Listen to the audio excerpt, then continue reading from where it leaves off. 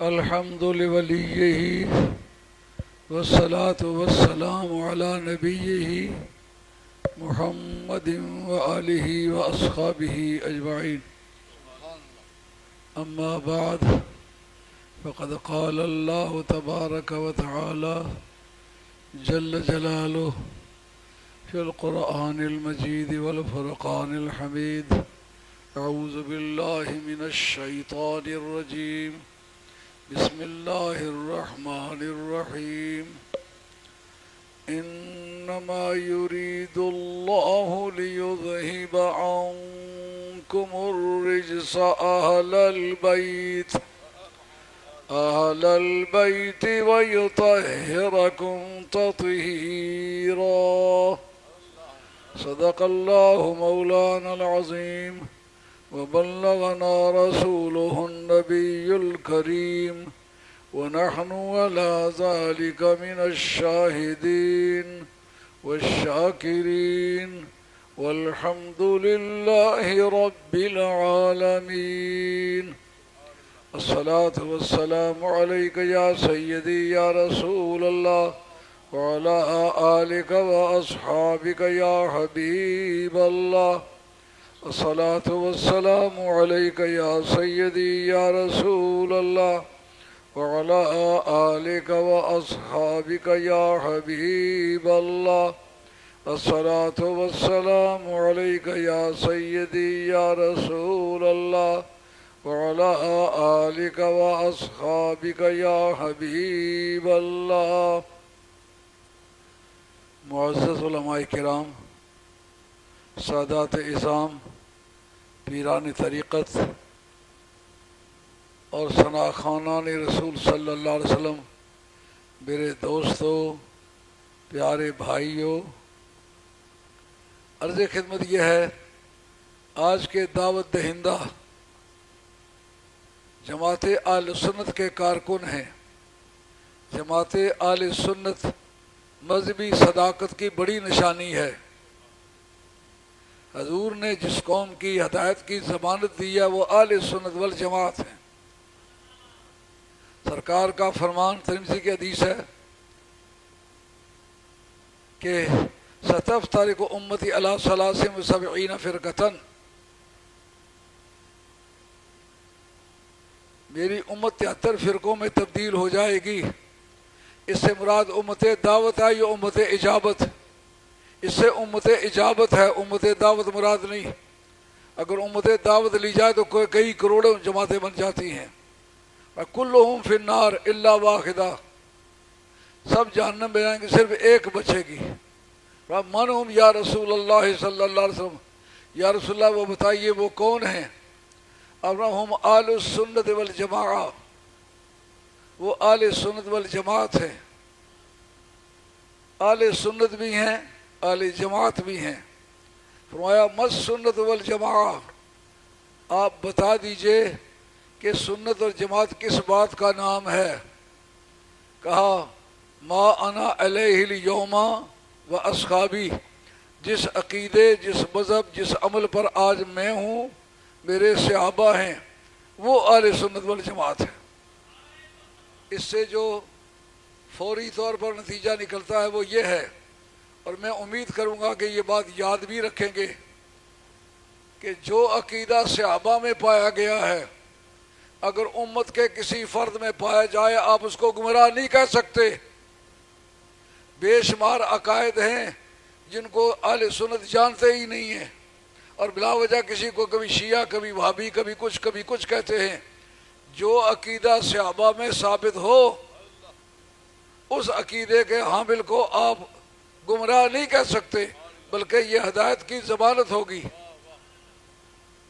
جس عقیدے پر میں ہوں اور میرے آل بیت ہیں، میرے صحابہ ہیں، وہ اہل سنت والجماعت ہے۔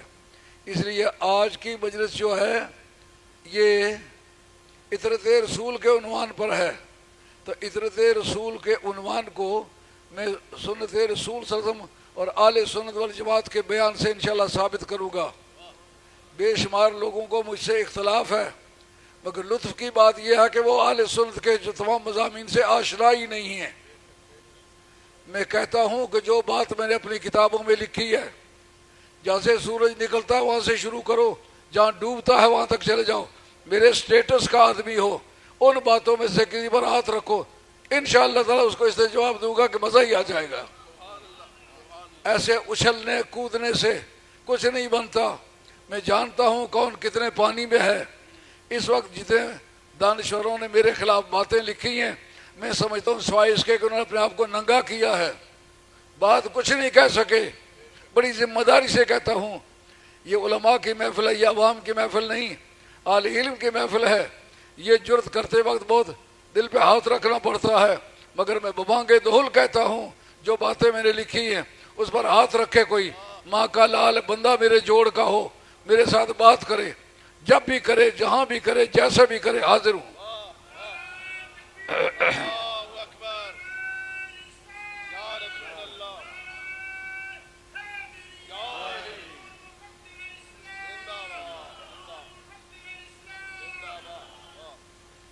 انما یرید اللہ کا پہلے ترجمہ عرض کرتا ہوں، بجوز اس کے نہیں ہے کہ صرف اللہ کی مرضی ہے، صرف اللہ کا ارادہ ہے۔ ان میرے جملوں پر غور کریں گے۔ انما قصر ہے، یہ علم بیان کا مسئلہ ہے۔ بے شمار لوگوں نے جملے کسے ہیں لیکن بالکل پتہ چلتا ہے کہ علم سے کورے ہیں۔ اگر علم والے ہوتے میری بات پر اعتراض کبھی نہ کرتے۔ انما قصر ہے، قصر کس بات کا نام ہے؟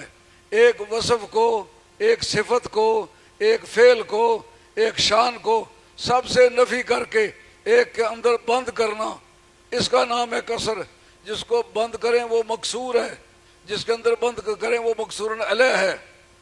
اب اس جگہ انما کے ساتھ قصر آئی ہوئی ہے، اس میں دیکھنا یہ ہے کہ مکسور کون سا ہے اور مکسور علیہ کون سا ہے۔ انما کے ساتھ قصر آئے، ذمہ داری سے کہتا ہوں، جو مدرسین حضرات ہیں غور کریں۔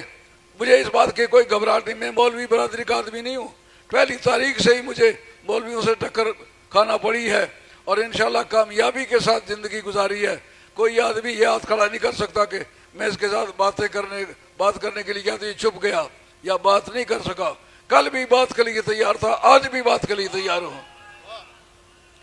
انما کے ساتھ جو قصر آتی ہے، جزو اول مکسور ہوتا ہے، جزو ثانی مکسور علیہ ہوتا ہے۔ یہاں انما کے بعد ہے یریدو، یہ فعل ہے، یہ جزو اول ہے، اللہ مفعول جزو ثانی ہے۔ اس کا مطلب یہ ارادہ کو مکسور کیا گیا ذات باری میں، یعنی صرف اللہ کی مرضی ہے۔ کیا بتایا؟ اگر کسی اور کی مرضی شامل ہوتی تو کئی کے لوگوں کے پیٹوں میں درد ہوتا۔ صرف اللہ کی مرضی، بات خیال میں آئی ہے؟ یہ کسی پر طنز نہیں ہے، کسی پر تشنیع نہیں ہے۔ سوچیں، کل بلاغت کی کتابیں اٹھا کر کے دیکھیں یہ بات ہے کہ نہیں ہے۔ ترجمہ پھر کیوں غلط کرتے ہو؟ صرف اللہ کی مرضی ہے۔ اس کا مطلب جب کسی کا خامد مر جائے، سہیلیاں آتی ہیں کہتے ہیں اللہ کی مرضی، باپ مر جائے کہتے ہیں اب کیا ابا فوت ہو گئے، اللہ کی مرضی۔ یار آل بیت اطہار کو تطہیر ملی، اللہ کی مرضی ہے۔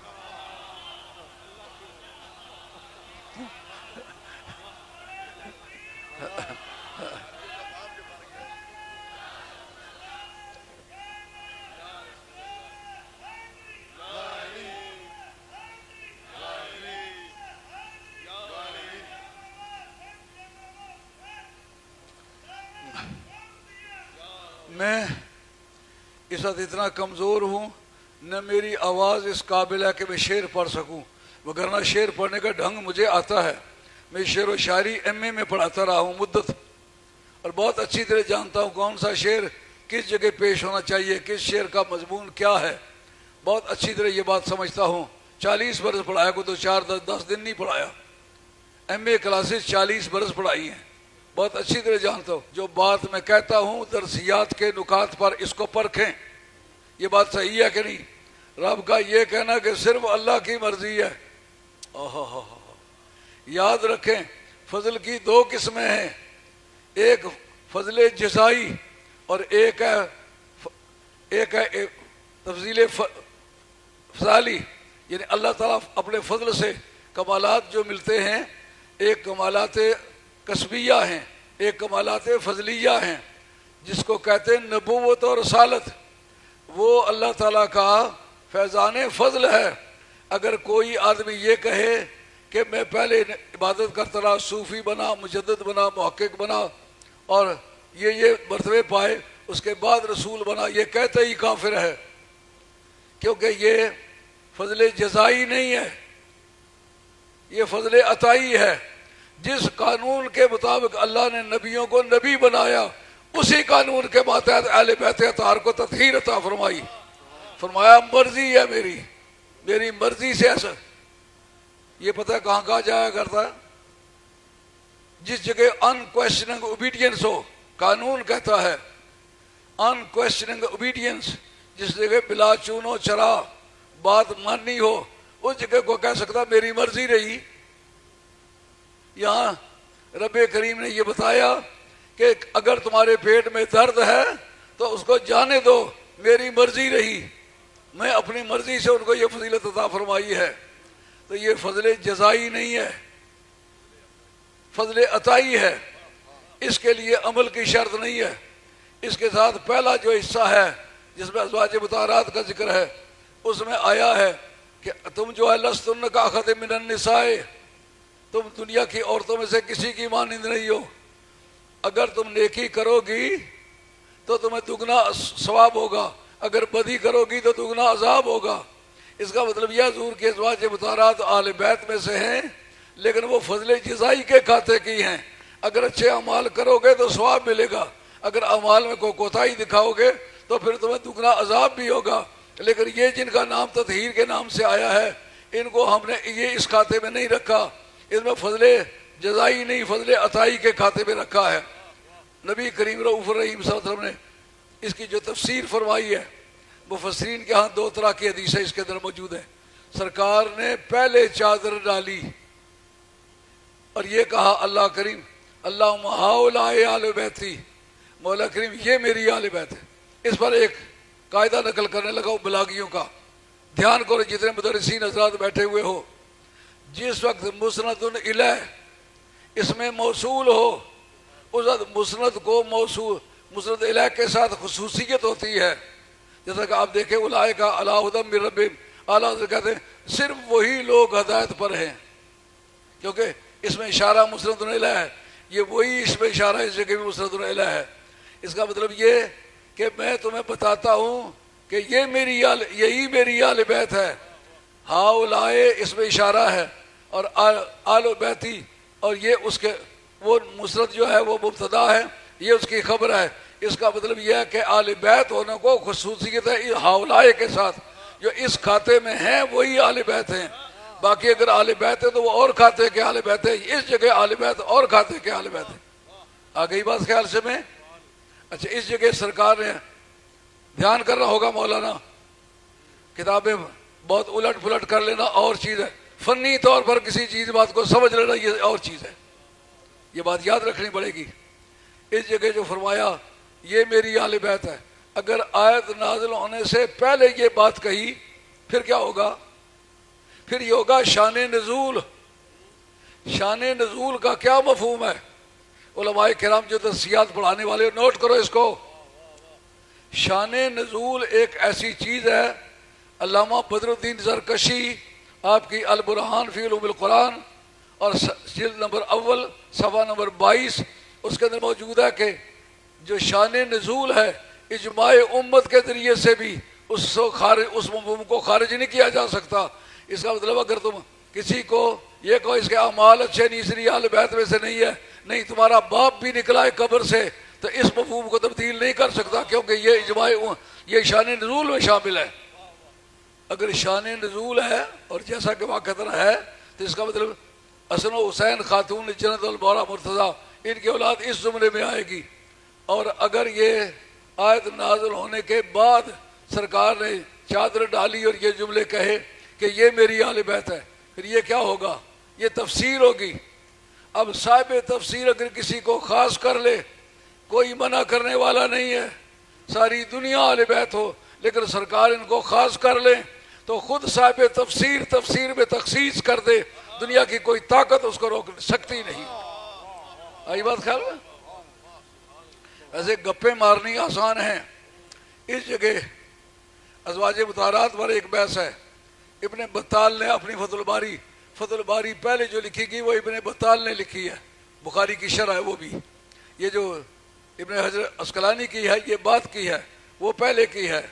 اس ابن بطال نے کہا اس پر اجماع فقہا ہے کہ نبی پاک علیہ الصلوۃ والسلام کی ازواج مطہرات اہل بیت ہیں، مگر یہ اہل بیت تطہیر میں سے نہیں ہیں، یہ اہل بیت اطہار میں سے نہیں ہے، اہل بیت رضا میں سے نہیں ہے. کہتے اس وقت خاتون حضرت نبی کریم علیہ السلام اس گھر میں تھے، حضرت ام سلمہ رضی اللہ تعالیٰ عنہا کے گھر میں. بڑی قیمتی بات میرے ذہن میں آ رہی ہے، کافی توجہ سے سنیں گے تو بتاؤں گا، نہیں تو اب میں واہ واہ کی دنیا سے گزر گیا ہوا ہوں. مجھے کوئی آرزو نہیں کہ مجھے وہ کہے بہت اچھا واہ واہ واہ واسمان نعرے مار، لیکن یہ چاہوں گا کہ بیت کو سمجھ لو اس طرح جسے میں نے سمجھی ہوئی ہے. کہ حضرت ام سلمہ اسے چادر پکڑ کے اپنا سر بیچ میں ڈالتی ہیں تو آپ نے فرمایا مکانہ کے، جہاں کھڑی ہے وہیں کھڑی رہو. یہ مکانہ کے اس میں فعل ہے، اتخذی مکانہ کے، جس جگہ ہے نا اس جگہ کھڑی رہے. اس جگہ کاٹ کے الو ہیں وہ انگلینڈ میں ہوتے ہیں، شیخ الحدیث کہلاتے ہیں، حالانکہ حدیث پڑھی ہوئی بھی نہیں ہے، حدیث پڑھی ہوئی بھی نہیں ہے تو شیخ الحدیث کہلاتے ہیں. لیکن جس وقت اٹکل پچو مارتے یہ ان کے گواہ ہیں. یہ سید شمس الرحمان سے بہت اچھی طرح جانتا ہے. حدیث پڑھی ہوئی نہیں ہے لکھتے وقت شیخ الحدیث. یہ جھوٹوں کے امام ہیں کہ نہیں؟ جس نے حدیث پڑھی ہوئی نہیں تو وہ شیخ الحدیث کہلاتا ہے، نہ پڑھی ہے نہ پڑھائی ہے. وہ کہتے ہیں کہ سرکار نے فرمایا کہ انت علی خیر، تو اچھائی سے ہے، اچھائی پر ہے، نیکی پر ہے. یہ بات سرکار نے ان سے کیوں کہی؟ انہوں نے اس کی وجہ بیان کی. انہوں نے کہا تو پہلے ہی سے ٹھیک ہے، اس وقت میں ان کو چادر میں ڈال رہا ہوں جن کی وہ کمی پوری کرنا چاہتا ہوں. میں نے کہا لاکھ لعنت ہے تیری اس توجیہ پر، اگر سرکار خود اس کے بیچ نہ ہوتے تو پھر یہ توجیہ قابل قبول تھی، اگر سرکار خود اس کے اندر موجود ہے تو پھر اس کا معنی یہ میں بھی اپنی بھی کمی پوری. بات سمجھ آئی نہیں آئی؟ آپ سے یہ پوچھنا کہ سمجھ آئی یا نہیں آئی ہے بے ادبی ہے. لیکن میرا ایک ذوق ہے، میں چونکہ 40 برس تک تدریس کی ہے، بات اختتام پر پہنچانے کے بعد پوچھتا ہوں سمجھ آئی کہ نہیں آئی. کئی مرتبہ بڑے بڑے لائق علماء کہتے نہیں جی نہیں سمجھ آئی، اس وقت مجھے پھر ایک مرتبہ پھر فائٹ کرنا پڑتی ہے. اتنی بات خیال شی میں آ گئی ہے کہ یہ توجیہ کرنا کہ تو پہلے ہی سے ٹھیک ہے، چادر میں ان کو ڈالتا ہوں جو اپنی اہل بیت میں شامل کرنا چاہتا ہوں. اگر سرکار اس چادر کے اندر پہلے سے موجود نہ ہوتے تو پھر یہ توجیہ صحیح تھی. جب خود بھی وہ موجود ہے تو اس کا مطلب یہ ہے یہ چادر کمی پوری کرنے کے لیے نہیں ہے، یہ درجات کو بلند کرنے کے لیے. جس طرح میرا کوئی شریک نہیں اس طرح ان کا کوئی شریک نہیں. آئی بات خیال میں؟ اس سے آگے چلیے. حضرت نبی کریم علیہ الصلوۃ والسلام کی ذات بابرکات، انہوں نے جو کمالات ان کو عطا کیے، خدا نے عطا کیے، ان کی مثال ہی نہیں ملتی. مثلا حدیث نور ہے جس کو لایانی قسم کے مولوی کہتے ہیں یہ حدیث موضوع ہے، اور لکھنے والا کون ہے؟ ابن جوزی. ابن جوزی کے بارے میں حضرت علامہ سیوطی لکھتے ہیں اپنی تدریب الراوی شرح تقریب النواوی صفحہ 228 پر. وہ کہتے ہیں جس جگہ ملا علی قاری حدیث کو ضعیف کہہ دے اعتبار نہیں کرنا چاہیے، ابن جوزی حدیث کو ضعیف کہہ دے اعتبار نہیں کرنا چاہیے. یہ دونوں غیر ذمہ دار آدمی ہیں، اس لیے یہ بات کہنا بالکل بے جا ہے. واقعہ یہ ہے 100 سے زیادہ راوی اس کے میں نے اکٹھے کیا حدیث نور پر. حدیث نور ہے کیا کہ یا سلمانو کنت انا و علی نورا بین یدی اللہ، اے علی اے سلمان میں اور علی دونوں نور تھے، دونوں نور تھے اللہ کی بارگاہ میں قبل ان یخلق آدم، قبل اس بات کے کہ اللہ تعالیٰ آدم علیہ السلام کو پیدا کرے. یار موقوف علیہ کو پہلے پیدا کرتے ہیں، موقوف کو بعد میں پیدا کرتے ہیں. معلوم ہوا جس طرح کائنات کے لیے سرکار کی ذات موقوف علیہ ہے، مولا مرتضیٰ کی ذات بھی کائنات کے لیے موقوف علیہ. اور فرمایا قبل ان یخلق آدم 14 الف عام، 14,000 برس پہلے ہم لوگ موجود تھے. ثم لما خلق آدم، قسم ذالک النور جزءین فجزء انا وجزء علی. ایک کاٹ کے الو گزرے ہیں جن کی ساری زندگی اللہ اللہ میں گزری ہے، اور آخر اپنا منہ کالا کر کے مرے، جو کہتے سرکار کو جب تک اعلان نبوت نہیں کیا تھا پتہ ہی نہیں تھا میں نبی ہوں یا نہیں ہوں. ان کا اعتراض یہ تھا کہ اگر سرکار نبی تھے تو سرکار نے تبلیغ کیوں نہیں کی. لیکن بندہ نواز یہ بات یاد رکھنے کی ہے، علم عقائد کے بنیادی مسائل میں یہ بات موجود ہے کہ تبلیغ کرنا اس وقت واجب ہوتا ہے جب بعثت ہو. بعثت کے بغیر تبلیغ کرنا واجب نہیں ہوتا. خضر علیہ السلام نبی ہیں، الیاس علیہ السلام نبی ہیں، حضرت عیسیٰ علیہ السلام نبی ہیں، ادریس علیہ السلام نبی ہیں. دو آسمان پر ہیں، دو زمین پر. تبلیغ کیوں نہیں کرتے؟ کہا ان کی بعثت نہیں ہوئی، سرکار کی بعثت نہیں ہوئی تھی، اس لیے سرکار تبلیغ نہیں فرماتے تھے. پھر کیا کرتے تھے؟ کہا کرتے یہ تھے، نبیوں کی تربیت کرتے تھے کہ نبی ہونے کا کام اس طریقے سے کیا جاتا ہے. ٹیچنگ کرتے تھے نبیوں کو. علی کیا کرتے تھے؟ کہا علی خلافت کا کام کرتے تھے. خلافت کی دو قسمیں ہیں، ایک سید محمود علوسی بغدادی، آپ کی تفسیر روح المعانی انما ولیکم اللہ ورسولہ، اس کے تحت وہ لکھتے ہیں، کہتے ہیں خلافت کی دو قسمیں ہیں، ایک خلافت ظاہریہ، ایک خلافت باطنیہ. کہا خلافت ظاہریہ کب شروع ہوئی؟ کہا حضرت ابوبکر صدیق رضی اللہ عنہ کی ذات پاک سرکار کے خلیفہ بلا فصل ہیں. لیکن یہ کون سی خلافت ہے؟ یہ خلافت ظاہرہ ہے. لیکن حضرت حیدر کرار یہ کس طرح کے خلیفہ ہیں؟ کہا خلیفہ باطن ہے. خلیفہ باطن کی ورکنگ باڈی کب شروع ہوئی ہے؟ کہا جس طرح نبی کریم علیہ السلام ماں کے پیٹ سے میں آنے سے پہلے نبیوں کو نبوت سکھاتے تھے، اسی طرح علی مرتضیٰ ولیوں کو ولایت سکھاتے تھے. اور حضرت قاضی صلی اللہ صاحب پانی پتی رحمۃ اللہ علیہ، آپ کی تفسیر مظہری جلد دوم صفحہ 120، اور یہ آیت کنتم خیر امت، اس کے بتائے لکھتے ہیں ما بلغ احد من الامم السابقۃ علی درجۃ الاولیاء الا بتوسط علی علیہ السلام، کہ کوئی ولی نہیں بنا کسی بھی امت میں. یار لوگوں ولیوں کی کرامتیں دیکھیے پر پیدائش کے بعد. واہ علی تیری ولایت پر قربان، ابھی ماں کے پیٹ میں نہیں آیا کائنات میں ولی بناتا رہا. معلوم ہوا کہ خلافت باطنہ کی عمر بہت زیادہ ہے. جس دن سے نبوت نے کام کرنا شروع کیا اسی تاریخ سے خلافت باطنہ نے کام کرنا شروع کیا. اور کرتے کرتے اس امت میں یہ سب کا اتفاق ہے کہ کوئی ولی اس امت میں ولی بنے علی کے واسطے سے بن سکتا، اپنے طور پر نہیں بن سکتا. قاضی صلی اللہ صاحب پانی پتی، آپ کی تفسیر مظہری سورہ ہود اور آیت نمبر 17، اس کے بعد لکھا ہے کہ خلفائے راشدین کی اور تمام صحابہ کی جو ولایت ہے وہ بھی حضرت علی مرتضیٰ کی عطا ہے. یعنی کسی کو براہ راست ولایت ذمہ داری سے کہتے مجھے پتہ ہے، میری اس بات سے آدمی بدک جاتے ہیں. وہ سمجھتے ہیں یار اسے تفضیل لازم آتی. نہیں، تفضیل نہیں لازم آتی. اے ہم نشیں و کوچائے عشق حجاز ہے، محمود جس گلی میں غلام ایاز ہے. ایسا ہوتا رہتا ہے. خیال میں آ رہی ہے بات؟ اب خلافت باطنہ کا جو کام ہے وہ خلافت باطنہ نے کیا ہے. کوئی بھی ولی بنا ہے، کسی بھی امت میں بنا ہے، علی نے بنایا ہے. اب ناراضگی کیسی ہے؟ میں کہتا ہوں بڑی شان ہے سارے صحابہ کی. حضرت امام احمد بن حنبل سے پوچھا، یہ ابن جوزی لکھتا ہے کہ سب سے افضل کون ہے؟ ان کا ابوبکر صدیق رضی اللہ تعالیٰ عنہ. کہا پھر افضل کون ہے؟ کہا عمر فاروق رضی اللہ عنہ. کہا پھر کون ہے؟ کہا عثمان غنی رضی اللہ تعالیٰ. اس کے بعد انہوں نے کہا کہ پھر حضرت علی کدھر گئے؟ انہوں نے کہا فَإِنَّهُمْ تَنَوَّرُوا مِنَ الْخِلَافَةِ فَأَمَّا وَلِيٌّ فَإِنَّهُ نَوَّرَهَا. سارے خلیفوں نے خلافت سے نور حاصل کیا اور علی نے خلافت کو نور بخشا. اس سے آگے چلیے. ان سے پوچھتے پوچھتے آخر پوچھا کہ علی کا فضیلت میں کیا مقام ہے. انہوں نے فضائل یہ پہلے بیان کر چکے، فلاں افضل ہے فلاں افضل ہے. کہا پھر علی کدھر گیا؟ انہوں نے کہا یا بنیا ہوا من آل بیت رسول اللہ صلی اللہ علیہ وسلم فلا یقاس بہم احد. وہ تو سرکار کے خاندان میں سے، اطرت رسول میں سے ہے، ان کے ساتھ تو برابری کسی کی نہیں ہو سکتی. اب سے میرا کیا قصور ہے؟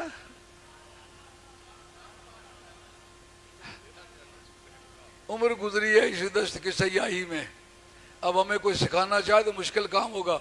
اگر 40 برس تک درس نظامیہ مکمل پڑھایا ہے تو اس وقت میری نگاہ میں اس ملک میں تو شاید بابا بندیالوی صاحب رحمۃ اللہ علیہ کے بعد کسی نے درس نظامیہ 40 برس نہیں پڑھایا ہوگا. شاید اس ملک میں اکیلا آدمی ہوں جس نے 40 برس تک لگاتار درس نظامیہ پڑھایا. درس نظامیہ کے بغیر عالم نہیں بنتا.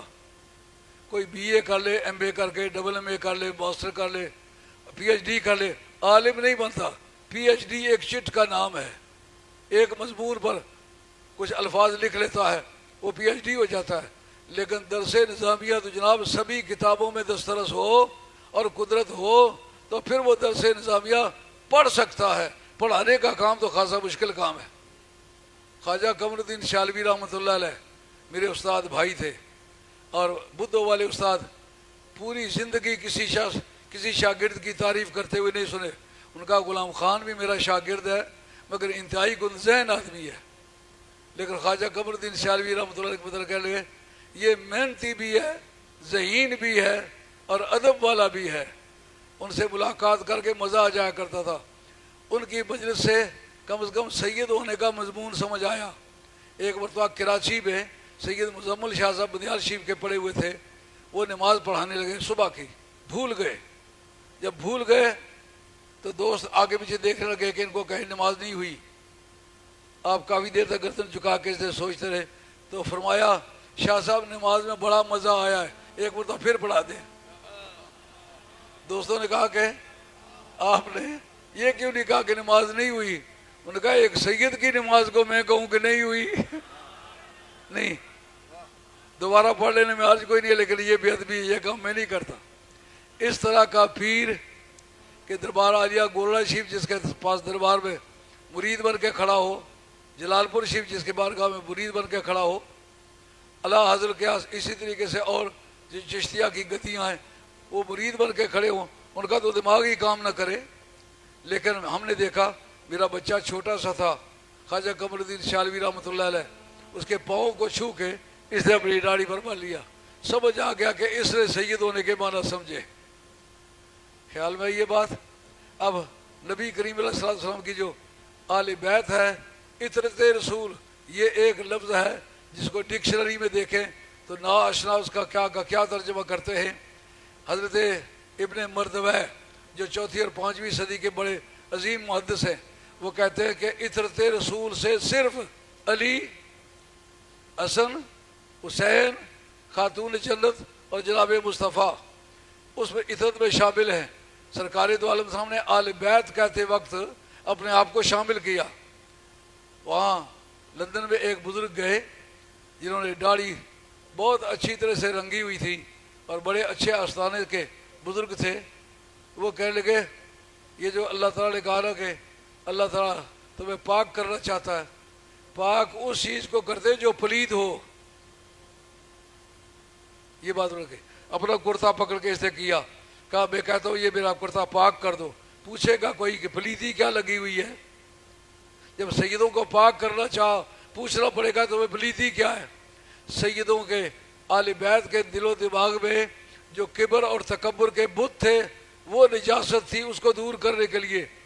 اور دوسرے دن میں نے ٹیپ کر کے ان کے پاس بھیجی 3 گھنٹے کی اور اچھا لتاڑا ان کو. میں نے کہا تمہیں دعوت دیتا ہوں میرے ساتھ بات کرو. دوسرے دن انہوں نے کہا کہ میں اپنے عقیدے سے رجوع کرتا ہوں. اور یہ تمہیں کس نے بتایا ہے کہ پاک کرنے کے لیے ناپاک ہونا شرط ہے؟ اگر کسی کا وضو ہے، وضو پہ وضو کر لیتا ہے، ممنوع ہے کہ ثواب بڑھ جائے گا؟ نہیں، پاک کو پاک کرنا. قرآن مجید نے یہ بات کہی ہے نا کہ جن لوگوں نے ہمارے الذین آمنوا وقاتلوا فی سبیلہ لنہدینہم سبلنا، جن لوگوں نے ایمان کی دولت پائی، ہمارے راستے میں جنگ کیے، ہم ان کو منزل مقصود کی ہدایت دے دیں گے. تو کیا وہ منزل مقصود کی ہدایت انہیں ابھی تک نہیں ملی؟ ایمان بھی لائے، جہاد بھی کیے. اور یہ بات تمہاری سمجھ میں پھر آنی چاہیے. سرکار جب نماز پڑھتے تھے تو کہتے اہدنا الصراط المستقیم پڑھتے تھے کہ نہیں پڑھتے تھے؟ جی پڑھتے تھے. اگر پڑھتے تھے تو ہدایت تو اس کو دی جاتی ہے جو بے ہدایت ہو. اگر ہدایت کے کئی مدارج ہیں، ستاروں سے آگے جہاں اور بھی ہے، ابھی عشق کے امتحان اور بھی ہے. میں اب تھکان محسوس کرتا ہوں. موٹی موٹی باتیں میں نے اطرت رسول کے بارے میں آپ کی خدمت عالیہ میں پیش کیے ہیں۔ چونکہ بہت سارے بزرگ جو مجھ سے زیادہ بہتر بولنے والے وہ موجود ہیں، سن رہے ہیں، تو سنانے والے کو سننے کی عادت نہیں رہتی، اس لیے پتہ نہیں وہ یا دافل بلیاد پڑھ رہے ہو۔ اس لیے میں اپنی بات کو اب ختم کرتا ہوں۔ اللہ تعالیٰ میرا اور آپ کا خاتمہ سچے دین پر کرے، اور جن لوگوں نے یہ اہتمام کیا ہے اللہ ان کو جزائے خیر دے۔ یہ جو آپ کے جنرل سیکرٹری ہیں جماعت اہل سنت کے اور حافظ اشتیاق صاحب، ان لوگوں نے بڑی محنت کی ہے، علماء کو اکٹھا کیا ہے۔ اتنی صورتیں علماء کی اکٹھی ہونا یہ بڑا مسئلہ ہے، یہ ان کا بڑا کارنامہ ہے۔ آگے بھی ایک مرتبہ انہوں نے اس طرح کی مجلس کی تھی جس میں اہل علم بھی اکٹھے ہوئے تھے۔ آپ کے اس مجلس میں درجنوں کے حساب سے پی ایچ ڈی ڈاکٹر موجود ہیں، درس نظامیہ کے فاضل موجود ہیں، درس نظامیہ کے استاد موجود ہیں، مگر جو باتیں میں نے کہی ہیں اگر کوئی بزرگ مجھ سے بات کرنا چاہے تو میں ڈیرے پر چلتا ہوں، مہربانی کر کے آ جائے میرے ساتھ بات کرے، میں تیار ہوں۔ مجھے پتہ ہے میں مولویوں کی برادری میں سے نہیں ہوں، میں سید ہوں، تو مولویوں کا صرفہ کر جاتے، سیدوں کا صرفہ نہیں کرتے۔ وما علینا الا البلاغ المبین، وآخر دعوانا ان الحمد للہ رب العالمین۔ الصلاۃ